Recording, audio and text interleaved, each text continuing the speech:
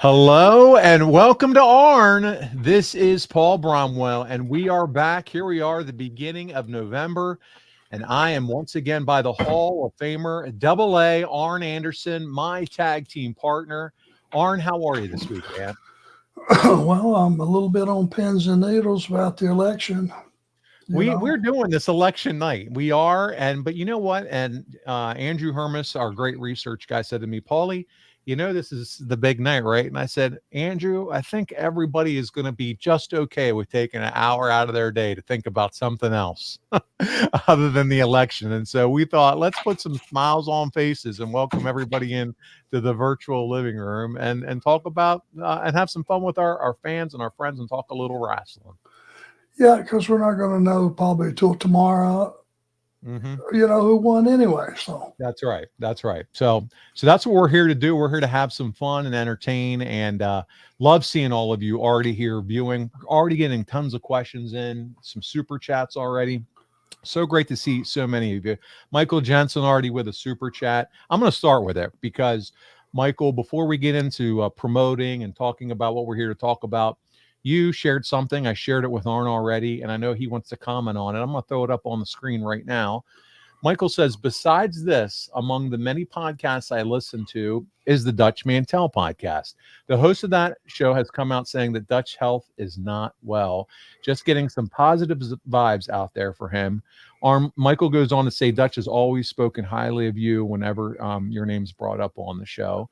But you said you had heard some of this about Dutch, right? Yeah, I just pulled the clip up. It was the guy that is the co-host of their podcast. And, I got a lot of time for that guy, too. He's very fair in his judgments. And, Dutch has always been a very intelligent guy where the business is concerned. He had a good background to start, in Tennessee, and he's been around for, forever, probably going on 50 years. So he's got experience, and, I think this bad health thing has really gotten bad, and he's been in and out of the hospital. I'm not sure if I, can verify this, but I think the guy said that his wife as well had been in the hospital. So, man, they're going through some tough times, and, man, we need to all be praying for him. That's for sure. Yeah, definitely prayers, well wishes, good vibes, all that good stuff for Dutch and his wife, for sure, if she's dealing with things as well. Man, no one likes to hear that. And you talk about a veteran, a legend in the business, Arn, and a great man, great guy, always speaks highly of you as well. So sending some prayers up definitely for Dutch. Michael, thank you for sharing that with us as well. I want to continue to mention too, Darth Payne, I see you here, Tim Angston, Ryan, happy birthday, Ryan. I know today is your birthday. I remember you saying that 2 weeks ago. CG's here, our buddy. So many are here already watching live. This is the virtual living room of Arn Anderson. Amy Vaughn is here, Arn. So many are here. It's just exciting to have so many of you here. In typical fashion, though, Arn, before we get into a lot of your questions, which thank you so many of you for asking, don't forget to use Super Chat. We just wanted to share that about Dutch to get things going, and then also talk a little bit about some of the things that are coming up on your calendar, Arn, and the family calendar as well, like we do traditionally here on the show. And I know you're excited because you have Brock, big show, TV taping this coming Saturday. We're going to throw it up on the screen for all of you to see. But he's back doing his thing with MLW again this Saturday in Chicago.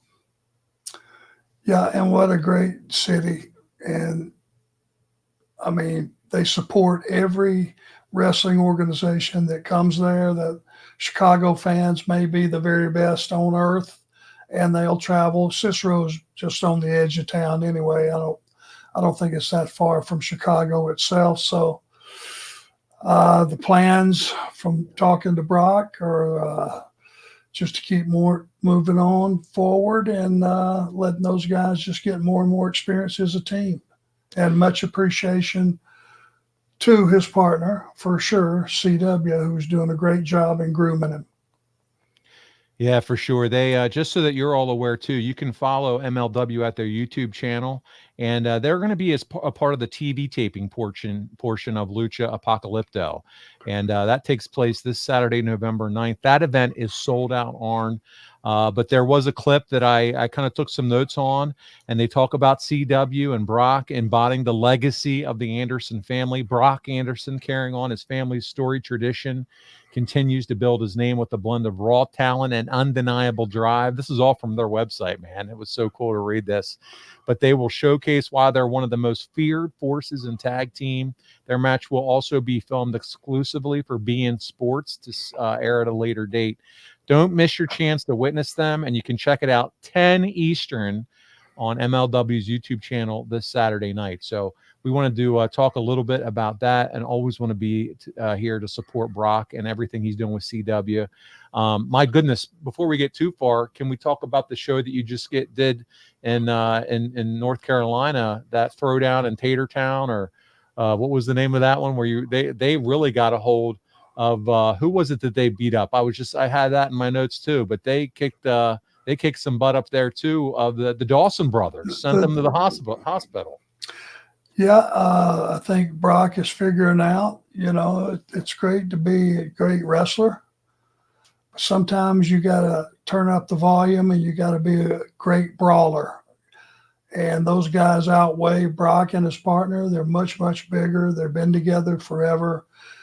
They're a seasoned team. So sometimes you got to take a few shortcuts, and that's all part of the business. I think you're going to probably see the rematch for that WrestleCade weekend. If you're not doing anything or don't have plans or need something to do, get to WrestleCade the weekend after Thanksgiving.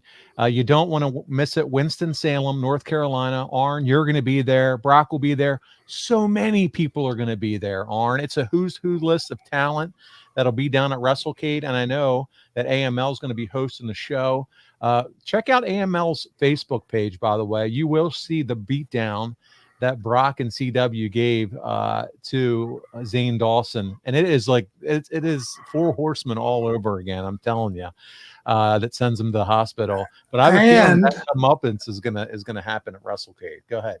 And well, let me just say that I decided to interject myself. Here he goes. And how in God's name would I have known who came to foil me? I guess that's the right word. Foil the intervention. Ricky Steamboat. So I didn't see that part of the clip. So he gets involved, huh? He lit me up out there on the floor and prevented me from doing anything else. I don't know why he got upset. All I did was trip George. George South. George South. Of course, he is beloved and was fixing to win with the sleeper. So I just did what I do and interjected myself. And Ricky decided he would interject himself. What a reaction he got, and justly so. He's a legend. So when when you say interjected himself, did he throw the old chop your way, or? Oh yes, a couple of them. Nice. The only thing kept me from going down was my ass was against the apron. So, oh man! Thank God for aprons. Chops, and I bet they feel just like they did back in the day too. He can still do. I'm sure he can still do anything he chose to do and make it look 100% like he used to. That's awesome. Just how talented he is. Man, see, look at the good stuff these folks are still getting coming to these shows. They're seeing legends, not just the up and comers, the future of the business, but you're seeing Steamboat chopping the Enforcer. It doesn't get any better than that, or entertaining. After you get involved with George South. Well, AML's got a great fan base, and it's a lot of the same fans. I'm starting to recognize faces now that we've been working with them for a while, and just they're so valuable in the fact that they're getting their money's worth, and they follow the stories, and they have a great time. It's a family atmosphere. The promotion itself I couldn't be happier with how they treat us, and they're much appreciated. That's for sure. Good stuff. All right, let's keep going because we have a lot to cover for June 95. I wanted to talk about the retro toy convention. That's coming to Greenville, South Carolina. That's prior to WrestleCade, November 22nd to 24th. Arn, I know you're excited about going to Greenville, South Carolina. You're taking the family with you, and it should be a huge event for you and Brock. Smokey's making the trip too. So we got the whole crew going, and Greenville is like one of Aaron's favorite places just to go down and walk around. It's such an eclectic city. What it's become is just some cool shops and cool restaurants, and the downtown areas. I mean, it's become a destination for people that all over the Southeast, I think. So that'll be great. Be a good time. If you're in the area, even if you're not in the area, make it a trip prior to Thanksgiving, November 22nd through 24th. Come see Arn, come see Brock, and I have a feeling there's going to be a lot of great guests and other things to do there. It's a toy con, so Arn, a lot of stuff going on at these conventions, isn't there? Get that new action figure out there for anyone that's been wanting it. It hasn't been out very long, so have plenty of those. Those will be available since it is a toy con. We'll have some books. I was going to say, let's talk about the comic book. I'm sure you'll have some in hand. Photos, pictures, you name it. You name it, Arn's got it. Hats, T-shirts, all those that, you can't, figure out like me how to work the internet and order them that way. They'll be right there sitting on the desk in front of you. So if you do know how to work the internet, great plug there, Arn. You can find a shirt just like I'm wearing right here at onetruesport.com. Guys, I love this. The Four Horsemen, Arn Anderson. You got the logos, the Horseman logo right here, matches the hat. So you can look Four Horsemen sharp, crisp, and top of the line merchandise. Don't forget those jackets right behind me. Our listeners have gotten their Doug Halliday Four Horsemen shirts that he did for them. Arn, they're beautiful shirts as well. Check it out, onetruesport.com. With all that said, though, Arn, I think it's time to talk a little bit more about the show. We have a few more things to plug, but I want to get into this week's episode. I want you guys to fire in your comments. I see we got super chats rolling in. I promise we will get to your super chats. But Arn, is it okay if we start with June 1995 a little bit? Yeah, buddy. All right, let's do it. Guys, throw the questions in. I'll get to them as we run through.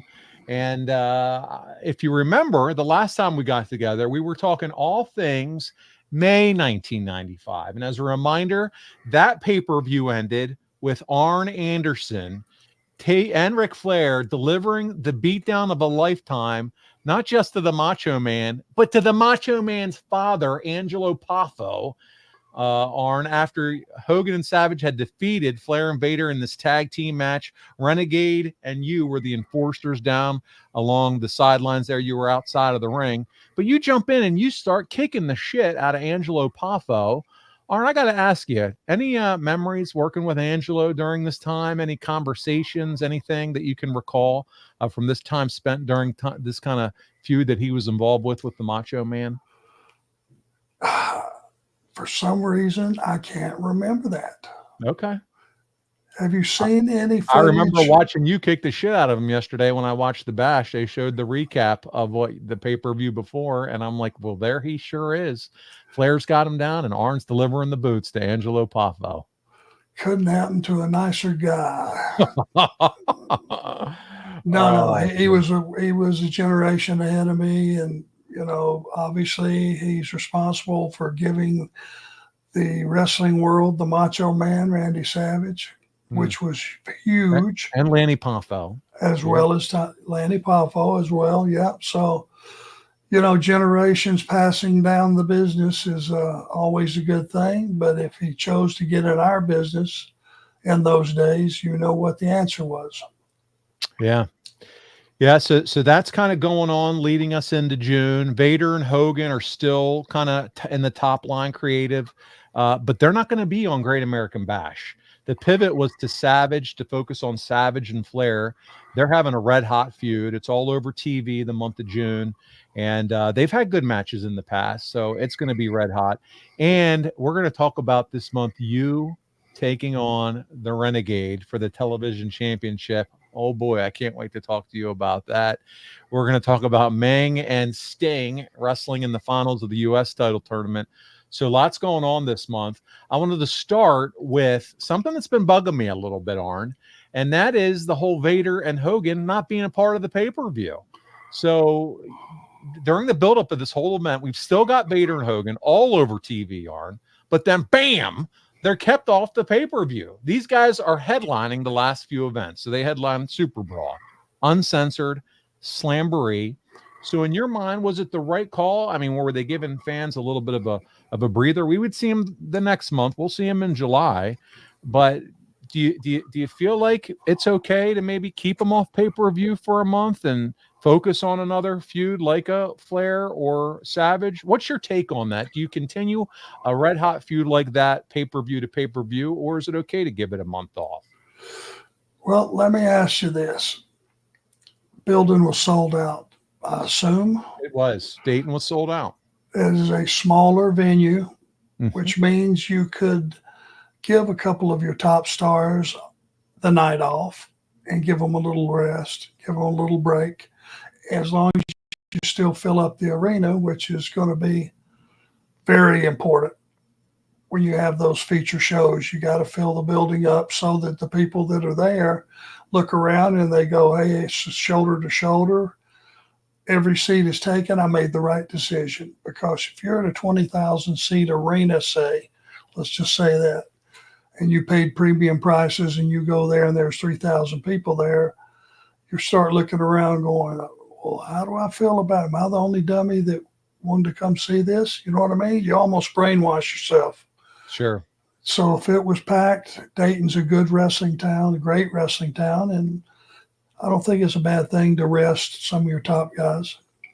And it's not like they totally ignored him on the pay-per-view. Bockwinkel does come out and make sure they make it clear, hey, next month, Bash at the Beach, it's going to be Vader Hogan in a massive main event steel cage matchup. So it's not like they completely ignored them. They just chose to focus on some other. Again, we're talking Flair, Savage. Those two, back in these days, they can main event any pay-per-view and be okay. You still have Sting in his prime, Surfer Sting, and so you still have plenty of top talent. To your point, it sold out the building. Yes, and that's a couple of main events. Sure. So you're all right there, I think. Yeah, let's talk about Flair and Savage a little bit, because right on cue, we see that shift to Flair and Savage. Do you think those two had enough built-up tension to sell a pay-per-view main event? And I feel kind of awkward even asking that question, because to your point, they sold out the building. So I guess star power. Question. Star power. Yeah. You don't have to have a angle for every match, but if you're going to have star power, it better be star power. And you know what? Flair in the pre-show interview brings up Elizabeth. He brings up the 1992 story with Elizabeth. It added some depth, even if it was from WWF. Wrestling fans know that story. It gave him a hook. I mean, there's a risk because you're bringing up a cross reference. Flair brings up a line about 92 when I, took your woman, referring to Elizabeth. That happened in the WWF. But you think that's a good move? You think, hey, and even back in those days, still wrestling fans were smartened up to know what he was talking about? Well, you could allude to the angle, but you can't say WWF. Right. So that's how they covered their ass. And I think everybody remembered the Elizabeth angle, so they got away with one. Yeah. So you're totally fine with that whole concept. Yeah. I think so. I'm going to talk a little bit about Savage and his protectiveness of his family. We've all heard stories about how protective he was of them. What about Angelo Poffo? I know you said you don't necessarily remember a whole lot about him. Do you remember or recall Randy ever having any kind of sentiments or thoughts about his dad getting involved? We know how protective he was of Elizabeth. Do you recall him being all in on? Let me tell you something. When Randy Savage heard the old man was going to get a payoff and save every penny of it, I'm sure he went berserk in a good way. and Angelo Poffo was a guy that I think had a record for setups or push-ups or something, some ridiculous thing, 1,000 Yes, somethings. So you're I'm right. sure he was in better shape than a lot of the guys in the locker room, even though he was up in age. So Randy wouldn't have been worried about him getting hurt. And if it was, myself and whoever that was going to be attacking the guy, we're not going to make sure that he doesn't get crippled or anything of that nature. Um, but I can assure you the first thing, because let me tell you something, Randy Savage was as tight and Poffo was as tight as anybody on earth. They got it from their dad. He started off, and I mean tight, tight. Save your money became a different line when you're talking about those guys. Well, too, I think it's kind of cool as a fan because, Angelo Poffo never mentioned it all and with Randy and WWF. Now we as fans get an opportunity to be educated about who Angelo Poffo is. He's Randy's dad. He was a wrestler, his background. All of a sudden, as a fan, now I'm getting educated about Randy's wrestling lineage, unlike I ever was in the WWF. Well, yeah, and that, in those days, the only news you got or the only people you knew were the ones in the territory where you lived. There wasn't, you know, going to WWF or WCW or whatever. I mean, it was back in those days. Poffo was a Kentucky, Tennessee area Yes, celebrity, and you didn't know about him that's until right. this Not happened. nationally. Yeah, So it not was nationally for great. sure. Well, it was just a great information source. You found out something you didn't know. It's that it also brings a personal element to the story, which is always going to make it you more, bring in the emotion, help with Sure. storytelling. So I like the creative for it, and I'm glad to hear that Randy was all in for his dad, and we'll hear how the match ends up with Flair and Randy. Before we talk about the Renegade debacle, because that's where I want to go next, I want to take a pause here and I want to get to some of our super chats, Arns. And I'm Okay. going to start with Tim Angston. Tim, first of all, thank you for being here, buddy. He said, when did you know you were going to be dropping the title to Renegade? And at what point did you know that the match was the shits? Well, let's cover that After we first. talk about it, or As soon as the bell rung, I knew it was going to be the shits. All day long, I knew it was going to be the shits. I think I found out a few days later, and I knew then it was going to be the shits. I just didn't know that we were going to put our fans through a horrifying, what was it, 8 or 9 minute? 9 minutes worth of shits. He could have beat me in 2 minutes, and everybody would have been much happier, I'm sure. Uh, the guy was just, it wasn't his fault. He was just green, and I Yeah. mean, really green. And he had came in under false pretenses. Yeah. Now he's stuck without the gimmick. He's just kind of left out there to dry. You know what I mean? He's not the Ultimate Warrior, but he was tripped. I guess he was tripping the audience up by the way he was featured to begin with. If you go back and first time he was on TV, he was behind a curtain, and all you could see was like, I mean, from the shape and size of him and the Oh hair yeah. that he was shaking, The head just one shape. look, you might have Yeah. thought, well, shit, maybe they do have the Yeah. Ultimate Warrior. But once you find out it's not him, and then, wrestling fans don't like to get swerved in a bad way. Uh, when you found out it wasn't him and that's who he was, and then he had to start having matches because he's not the Ultimate Warrior, it's like, oh, we might have thrown a wrench in this kid. And here's the thing: they can talk all they want about fake Razor and Diesel, which would happen if whatever. This was where it started. This shitty gimmick thing, like let's bring in a fake guy and be except for the name, right? He might as well have been called the Ultimate Warrior. It was unbelievable. They pushed him right to the moon. We're going to talk about it. He wins your TV title here in 9 minutes that felt like 90 minutes. You're calling the match. I watched the match yesterday. I watched the Great American Bash yesterday. And Arn, I'm sitting there and I'm like, I know you so well. I can almost know what's going through your mind because I can see you calling spots, him screwing them up, and you're still cleaning it up. And I'm just thinking, oh, this has got to be so bad. When you're inexperienced and you're green, you can't fix it. Even though you're a veteran, you can know your craft and know how to have a match virtually with anybody. But when a guy's that green, it's hard to fix. And as it turned out, I would have been correct. It would have been a lot easier on the eyes for our fans. If you're going to put him out there as not a road warrior, but Ultimate Warrior clone. Rip-off. Yeah. He should have won like the Ultimate Warrior. Actually, so true. Yes. Minute and a half, 2 minutes. Yeah. Everyone would have been much happier. I would have. You have a story, and we'll talk about that after we do the review. Let's knock out a few more super chats. Albert says, just stopped here. Let's throw it on the screen. Just stopped by to say hi and wish you well. And I can't wait until Arn runs into William Dafoe at a convention. Remember, Bromwell, the privilege was all yours. Albert, we love you. Thank you. He's talking about the Spine Buster in the Spider-Man movie with William Dafoe. Good call back there. Albert, thank you so much for the super chat.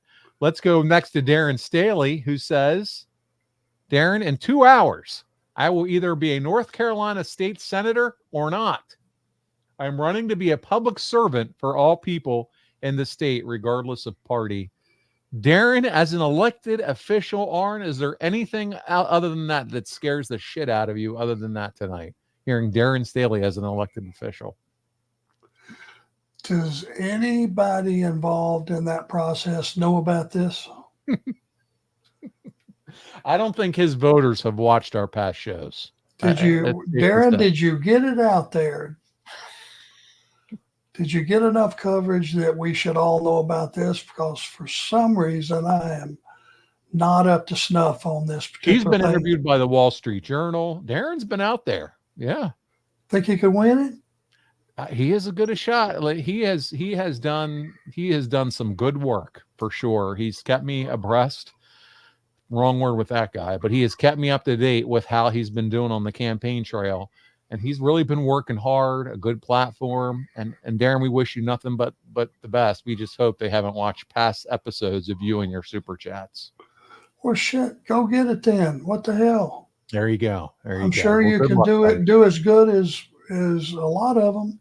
There you go. Why not? And he's a common man with common goals that wants to bring people together. He's the son of a plumber. I'm kidding. But no, he's a good dude. And I watched a video he put together. It was first class, top notch. So, Darren, we wish you nothing. Go on with it, Darren. Shit. There you go. All right. Albert's back. We have one more super chat, and then we'll keep going. Put Miss Elizabeth in the Hall of Fame, Triple H. He wants to see Miss Elizabeth in the Hall of Fame. Miss Elizabeth Arn is iconic. Yes, she is. I mean, she is. She is. I wasn't aware she wasn't in the Hall of Fame. But man, she is an icon for sure in wrestling. Lord. That's one that. When did Randy go in? What year?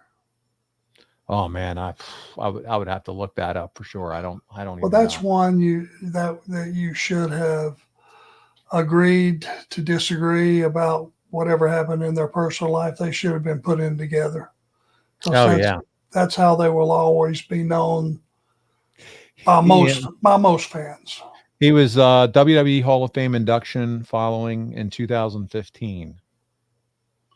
That was a quick Google search, 2015. Okay. I don't know. I just think that when you have somebody that, closely knit together and known as being an entity together, they should have went in together. Maybe. Amy says, do you think it is a family reason that she isn't in the Hall of Fame? Amy, I have no idea, but there's something there. That's for sure. It doesn't make a whole lot of sense. Andrew said, Arn's right. Put them in together. So yeah, a lot of people feel that way about Miss Elizabeth for sure.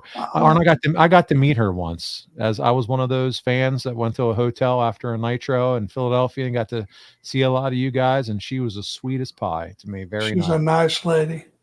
Yeah. Always was a nice lady. Very friendly. And I was just some dumb fan. Not that that's changed at all over the years, but very kind. I never forget that. You remember the kind wrestlers, and you remember the ones that are like jerks. And she was sweet, just like she was on TV. So, with that, let's continue. We'll talk a little bit more about this Renegade debacle. And you had, as we said, the honor of wrestling him. They pushed him as the Warrior. He had zero experience. He's thrown into the deep end, though, without the right buildup. He doesn't have the skill sets. Uh, Anything else that you want to share? I think this is the time for you to talk about what happened. You lose the match. First of all, let's talk about it. You're climbing the top rope, Arn. You're getting ready to do one of your classic top rope maneuvers. And I say that tongue in cheek because I love you. He kicks your feet out from under you. He throws you on the back of his shoulders. He does the old backdrop. You're flat on the mat, takes his time. He's not moving quick. Goes over, gives you the big splash, counts 1, 2, 3. Pyro goes off all throughout the arena as he wins the championship. They do a camera cut to Paul White, who's standing in the crowd. So it's kind of a quick transition. They start talking about him as the big man, and he looks familiar because remember, they're going to sell him as Andre's kid. But then you are getting yourself together and you make your way down the aisle. Now, they don't show this part, but you walk through the curtain, and I want you to tell the fans what happens as you walk through the curtain. There was a group of talent that worked for WCW that were workers. I'm talking the Steve Austins, the Bobby Eatons, the Zbyszkos.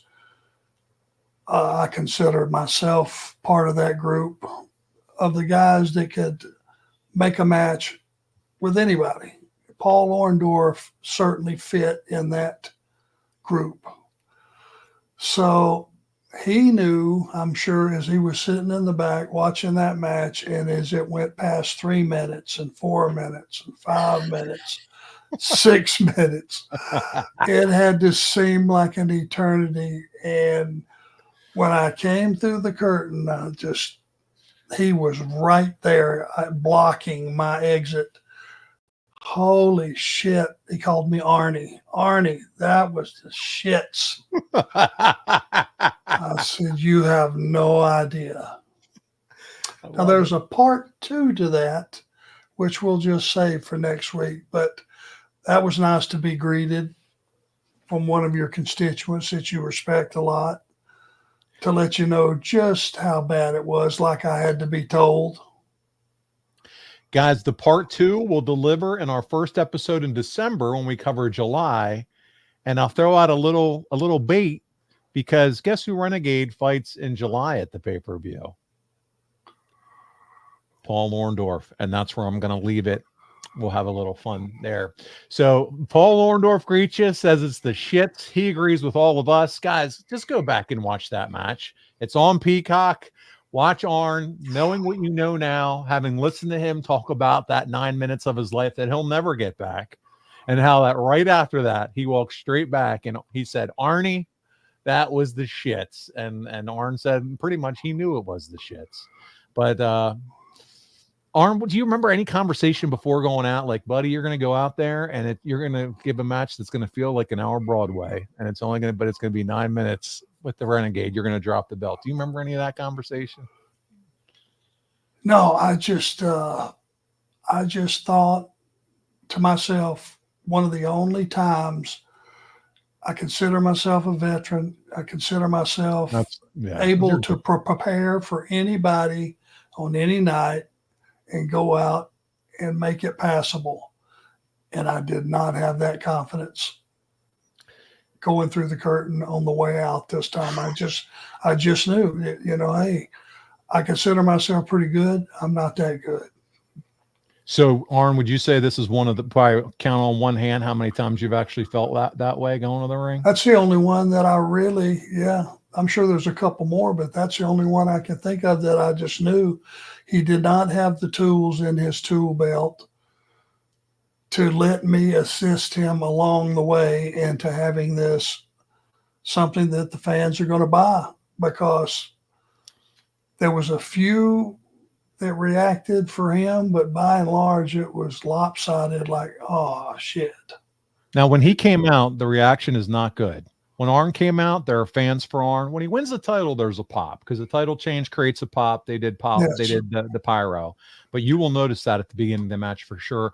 Arn now is just as good as time as any to interrupt this week's program to show you the artwork that our friend Marcus D'Angelo decided to do for this episode. The episode's titled Savage Intentions, obviously, because of what's going on with Randy. But there it is. It's you and the Renegade, kind of. We went after that Great American Bash feel Marcus did from the old Flair artwork. What do you think of that artwork? There you are, the Great American Bash, kind of that Declaration of Independence, Savage Intentions, but Renegade is over your shoulder. You like that? He sure has got a big old head. I love that's the first thing that you said. And some white teeth. He does. He's got a big old grill, big old Roman Reigns type of teeth there. And Arn, you looking just as mean and nasty as they just told you had to drop that title again. So there you are. That's the artwork. I was just thinking to myself, oh, why me? That's the why me face. I have done everything that's ever been asked of me without ever saying no one time. Why me? The one time you wanted to say no. Yeah, and hey, I wanted to get him over strong. Yeah. There was no ill intentions on my part. It was nothing but positive intentions. Speaking of Marcus D'Angelo, I think now is as good a time as any. We'll take a real quick commercial break to talk about him as a wrestler. Arn, you've heard that, and you got to watch his match. He sent it to me, yes. Marcus is a wrestler, guys. I don't know if you've seen it. He's cutting promos. His promos have been killer. He's getting dirty in the ring, guys. I want to make sure you're aware he's wrestling for International Wrestling Cartel. Britt Baker, Wardlow, several others have wrestled for this company in Pittsburgh. Saturday, December 7th, 2024. Mark's Court Time, Elizabeth, PA. Marcus D'Angelo, our guy, does the artwork. A lot of work for Arn, social media-wise. Arn, you said, I want to put this over on my show. Marcus D'Angelo going to be in action on December the 7th, and you can watch it on Triller. You know, I've worked for that promotion myself, been a while back. And they run a nice show, and to give Marcus an opportunity and a platform, you know, he hasn't been training very long, guys. And as we know, the ability to do this well, really well, it's a time consumer. You know, it's months, if not years, and he is coming along with his fundamentals, and we're just happy for him because if it ended tomorrow, and I've told him this too, I said, you know, if this thing ended tomorrow for you, let's just put it to you this way. You will have had more days doing something you love than 99% of the people in America. So true. On their job. So, man, just soak it up, enjoy it, love every minute of it, and welcome. He's been training his ass off. Promo's good. Getting his body in shape, working out, looks great. Cutting some really good promos. He's a podcaster. That's who he is on the show, backstage correspondent. He's got the loaded glove from Ted DiBiase, and really proud of him. And we said, man, we would love to make sure that folks know where they can catch you on Triller. So make sure you check it out December the 7th. Big show. And man, Marcus, we're going to make sure we promote it again at the end of the month for you as well, our next show. But wanted to just quickly share that with our audience. So proud of him and what he's doing, aren't we? One word of advice. If Teddy truly gave you that glove, do not smell it. It has never been washed. Sure. It was his rib on the wrestling world. Oh, that's enough to not want to have to wrestle Marcus. The smelly glove could be a finish in itself. Right. Just stick it in their nostrils, Vader style. Okay. There you go. I was just sharing that with any would-be opponents / victims. There you go. Well, guys, keep the super chats coming. I see plenty of them coming in. We're going to continue on with the story of June 1995. Arn, let's talk a little bit about the Dungeon of Doom era. You're a straight shooter. That's all you've always been known as. But you got to tell me, what did you make of the whole Dungeon of Doom storyline? WCW, it seems, goes from these serious, credible heels to now full-on cartoon villains. What's going on here? Well, you got to look at what was Hogan known for. The Monster Killer. Yep, that golden era style. Those big monsters. Yep. Well, once those guys, once you had ran through them, then a guy that looks like some of those guys, they were monsters. I mean, they had a couple of guys that were world class, weightlifters and all kind of just monsters that went into that group of Sullivans. But they were just there to be groomed and fed to Hulk. That was their job. Vader was a potential Dungeon member, and that seemed to be pushing it. But hey, it's wrestling; things get weird sometimes. But let's talk about the members. You have the Ugandan giant Kamala. You got John Tenta. He's portraying the Shark. He's worked with Hogan, all right, in WWF. Yep. You got the Zodiac man, who was formerly known as Brutus the Barber Beefcake.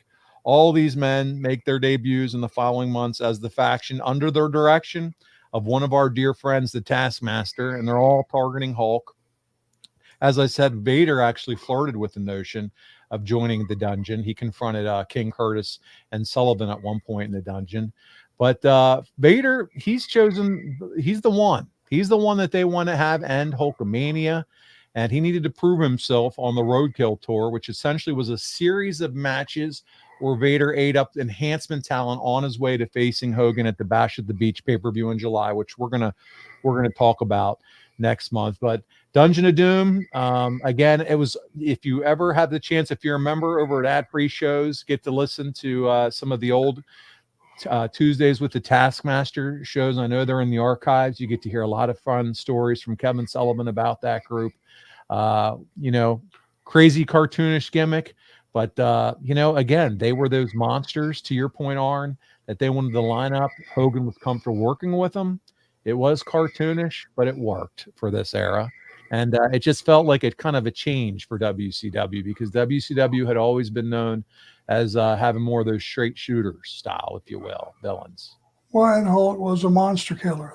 That was his job. He was a dragon slayer.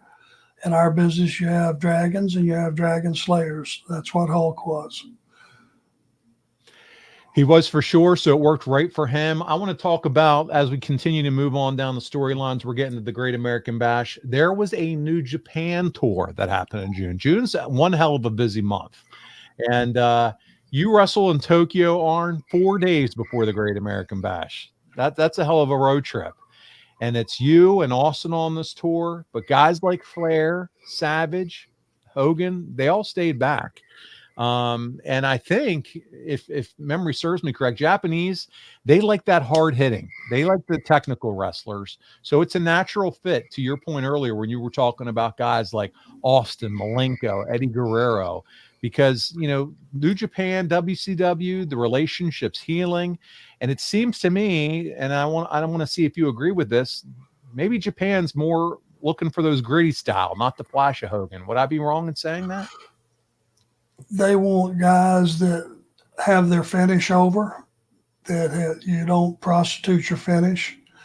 It was the first time I ever saw a baby face who was put in a submission hold, and it was like Hase and, oh God, what was the heel? Had that great look. Handlebar mustache. Dark hair with spikes straight up. Yeah. It's Chono. Yep. Masahiro Chono. Right? Chono. Yeah. Yeah. He tremendous worker. He had, I want to say, Hase, who was the top baby face, over there in a submission hold, it was like a Cena's submission hold. And actually, I stole it from him and gave it to John. Okay. But he got to the ropes to save himself. He didn't wrestle himself out, Hase. Now, in American style, baby faces don't save themselves by grabbing the bottom rope. But that group of fans in Japan have been conditioned that that's smart. You saved yourself. You would have gotten beat if you hadn't did that, and they appreciated it, and they popped huge for the babyface saving themselves. So you go over there to answer your question. Yes, they liked wrestling. They liked strategic wrestling. They liked selling each other's stuff properly without throwing stuff away. That part of it was a great experience to go and see that. It was a long way to go in 4 days round trip. For sure, Arn, but this one is a big one, and this is a big one historically because you wrestled one night on this tour with Steve Austin and Mike Enos in a 6-man tag match. This is June 14th, 1995. This is 4 days before the Great American Bash. Arn, this is the match where Steve Austin tore his triceps. This eventually leads to his firing from WCW in September of 1995. Do you remember him tearing his tricep in that match or recall him being injured in that match at all? I do, and he tried to wrestle with it, with the injury. I remember that. Thank God it was a 6-man, so we could cover for him. But it was, if you look back at the trajectory of that injury and what happened career-wise after that, man, that's one of those huge, which I'm a fan of, what ifs. That's exactly where I was going, man. The what if. If Austin doesn't get hurt, stays with WCW, he leaves, he goes to ECW, he gets fired September, goes to ECW, cuts, some crazy promos, ends up going to WWF. Would we have ever seen Stone Cold Steve Austin, the Attitude Era? Well, what does that look like if Austin doesn't tear the tricep? What if? Who knows? If, had that not happened, I'm sure he would have stayed and had a much, much longer career with WCW because, he could already tear it up. He was already a seasoned hand. And that's a huge what if. Really is. Who knows?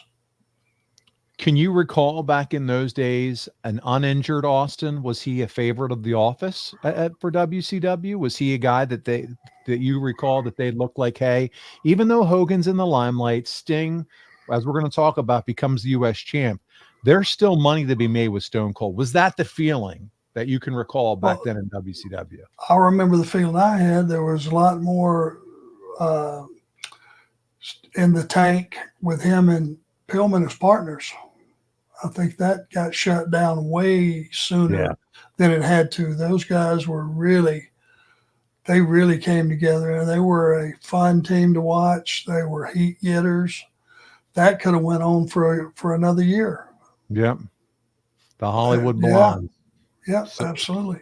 Yeah. Well, what a time, Arn, and you're a part of it all. It's so interesting as we go through your career to see the thread of Arn Anderson throughout so many of these big time situations. You're sitting here talking about the STF and how Chono and how you talked to John Cena about using that move. Incredible. It's not just what you're involved in from a talent perspective or matches you're involved with or working with Austin the night he gets hurt. Also, that was the move that I became familiar with there, that then when I produced John Cena, I was like, hey, you should start thinking about using it. It's just more examples of how the impact that you've made on the business. And I always find it so fascinating. Well, I was just fortunate, and it was not lost on me how fortunate I was that when I had my surgery and I found out I could never wrestle again, that I had that knack of helping talent progress. I could tell them what not to do, and here in my estimation, why, or what to do, and here's why.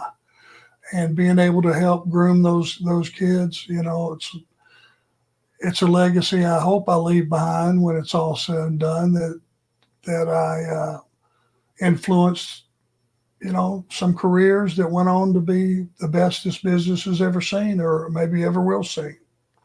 So well said, Arn, and for sure, you have, and you hear it again and again. Whether I've heard you on Busted Open, and I hear Nick, Nemeth talk about you, or other wrestlers just talk about the influence that you've had on so many.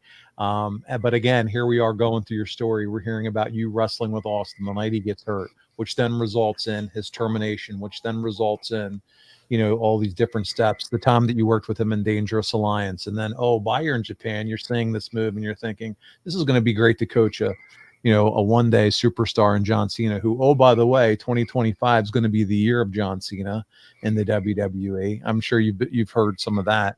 They're really going to do a nice send-off for him. That's going to got to be exciting for you to be able to see what that's going to look like for John. He's earned it, and very few of us get to leave the business on our own pace and our own timing. On terms. And he's getting to do that, and he certainly has earned it. So very happy for him. We're gonna we have about 10 minutes left, a couple super chats, questions to get to. We're gonna wrap up this show talking about the Great American Bash. It was in Dayton, Ohio, Arn. Dayton, Ohio. It becomes a real WCW staple during this era. Any memories from you, Arn, working in Dayton at all? It's Father's Day, by the way, 1995. This show took place. And once again, we should have been at home with our children. Instead, we're working. Yeah. Right? Yeah. But it's what we did, and there's no looking back. We did it for our own reasons and for the good of our family. It's just when you go back and review the history of your career, you go, sure wish that was one that I could have been home for, or one of the kids' birthdays, or your wife's birthday. Or you look at it all different now, don't you? Yeah. I mean, because you never get that back. And I'm 66 now and feeling it big time. It's time you never get back, and you never will get it back. And the more as the light, the years click by, it's like, man, this needs to slow down. Time's about up. Especially when you realize you gave up Father's Day to do a 9-minute match with the Renegade. Oh, I hate your guts. That really is the kick in the gut. Why don't you take a 10-penny nail and a hammer and stick it up under my nose and just hammer it up and drive it into my brain? You're like saying how you regretted it, and I'm like, yeah. And then you had to wrestle that guy for 9 minutes. Oh man. Oh, I love doing this show. That really put it in perspective. 6,000 in attendance. It earned a live sellout. So well, I guess you were on a set paycheck. So I guess the live attendance, and if it sold out, didn't mean too much. No, that was good and bad. You still got paid what your contract was, and that was a good thing. Yeah. But if you were there or not, you still would have gotten paid, to your point. But we have a lot of fun, as I mentioned. You just won't let it go, will you? I won't. I'm just being a jerk. You're on a roll. I know. I talked about it. They announced it here at this event. Steel Cage Bash at the Beach, July. You and I are going to cover first show in December. We're going to tell that Paul Orndorff story too, and we're going to have a lot of fun. But they do announce it there. It's funny because Nick Bockwinkel comes out at some point. Guys, watch the show. Looks at Tony Schiavone while he's cutting the promo, and they're going to get it, and they're going to fight in a steel cage at the what's the next event? And he looks at Schiavone, and Schiavone's like, back at the beach, and Schiavone shoots Bobby the Brain Heenan the look, who's standing behind Bockwinkel. Heenan's hid, and Schiavone and Heenan are just smirking at each other because Bockwinkel couldn't remember that it's Bash at the Beach. I feel for Bockwinkel. Damn, I've been there sitting in front of these lights and forgetting shit. So I understand it happens. He just went blank. Poor Nick Bockwinkel went blank right there on the air. So, and it happens to me all the time. So I will not pile on. Yeah. You understand. Let's talk about Vader, because he drops the word shit live on the air. Turner definitely wouldn't have loved that. He says shit on the air again. You don't think Turner was fond of that, was he? Oh, I'm sure that was a standards and practice. That's no. That's a no. That's 95. This is way before this is not Attitude Era or any of that stuff. The only thing you could sneak in, and you had to be very clever about it, was hell. I think. Right. But even back then, like that, hell But or damn or something like that, yeah, they didn't like it, they stayed away from that. and it would not behoove you to do that. You had Brian Pillman and Alex Wright opening the show. Shivani's going on about how these two were so similar. And Heenan jumps in. Yeah, they're so similar. They're both punks. Heenan is classic on the mic, guys. Again, if you haven't seen the show, you should watch it. It's hilarious. But they're going back and forth, head scissor takeover, drop kicks, everything you would expect in a Brian Pillman, Alex Wright match. Great match. You have Harlem Heat. They win a tag match over some veterans, Dick Slater and Bunkhouse Buck. So you got Sherry in Harlem Heat's corner, Colonel Parker there. Sherry beforehand had slapped the taste out of Colonel Parker's mouth in like a pre-match, pre-show interview. That was entertaining. One thing that's not mentioned here is there was an arm wrestling match on the pay-per-view.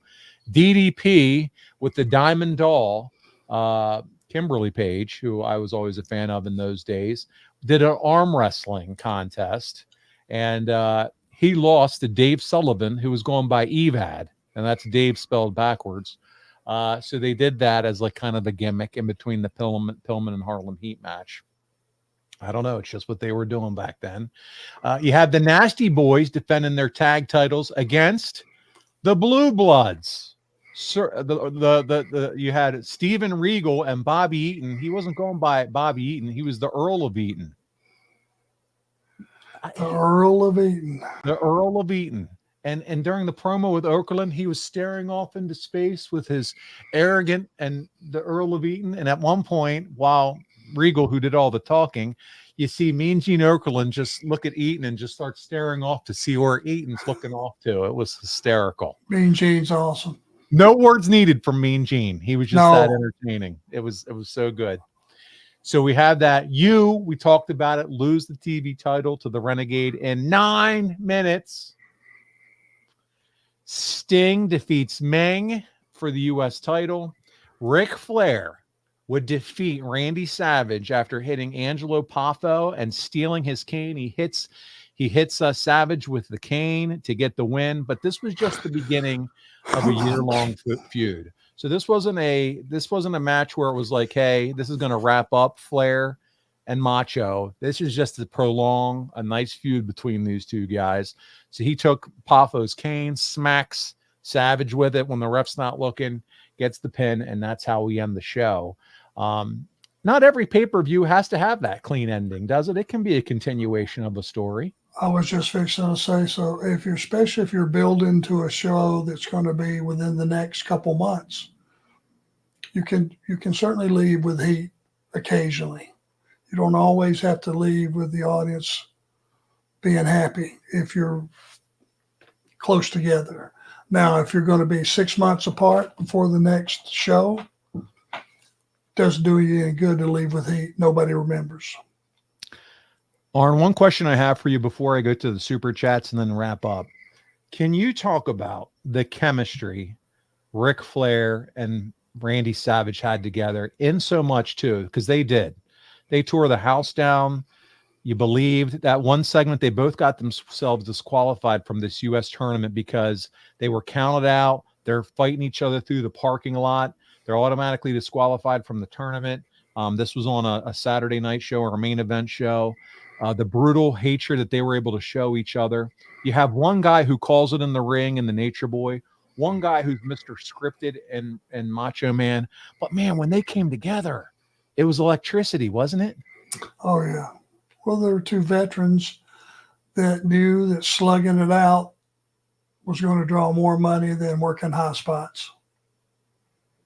Some guys could just brawl. Randy Savage was a brawler. He wasn't one of these guys that goes up top and does a moonsault off to the floor. You never saw that out of Randy. Now he would come over the top rope, come down with a double axe handle or something flashy for that time, but safe. And, Flair style, get them out in the audience and start the chops. And they can hear them, they can feel them, they can see the hand print on the chest. That brings it right into your living room if you bought a ticket to have those two guys out there slugging it out. The intensity, for sure, the realism, they had it all. And one of the great feuds, underrated feuds, I would say, Macho and Nate. They had it in the WWF. They had it in WCW, and really enjoyed it. We have 2 super chats, Arn. Anybody else have one more or 2 more they want to throw in super chat? We'll get to them, and then we'll close it down. Our buddy Albert says, May 1st, 2003 was the day fans everywhere had are heartbroken, by the way. Talking about Liz. By the way, I agree with JR. Luger was unjustly blamed by the fans. Liz was an adult and made a choice. And so talking about Liz's passing. But yes, 2003. Can you believe we are in 2024? Over 21 years ago, we lost Miss Elizabeth. It just blows my mind that time flies. It's incredible. Yeah, all you can say is what a tragedy, and there's no blame. I don't think it's